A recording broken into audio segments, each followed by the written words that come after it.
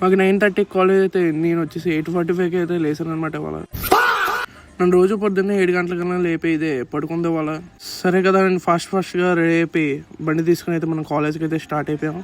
వీడి పేరు అయితే నవదీప్, నా క్రైమ్ పార్ట్నర్. వీడి దగ్గర బండి ఉంది, అయినా సరే నా బండి మీద వెళ్తాం రోజు. సరే కదా అని కాలేజ్ వస్తే లోపల మన బాబాయ్ గేట్ వేసాడు. అలాగలా బాబాయ్ని అడిగి లోపలికి అయితే వచ్చేసాం కాలేజ్ లోపలికి. ఇవాళ నుంచి మాకు ఏవో ట్రైనింగ్ క్లాసెస్ అయితే స్టార్ట్ చేశారు కాలేజ్లో. నేను ల్యాప్టాప్ అడ్డు పెట్టుకుని ఏదో ఫోన్ చేసుకుంటూ ఉంటే మా ఫ్రెండ్ చూడండి పక్క నుంచి అలా చూస్తున్నాడు నన్ను. వీడి పేరు రామ్సాయి. వీడేమో ఎప్పుడూ అమ్మాయిలు పడేద్దాం అని చూస్తూ ఉంటాడు. ఇతని పేరు రెడ్డి, మా సీనియర్, మా అన్న.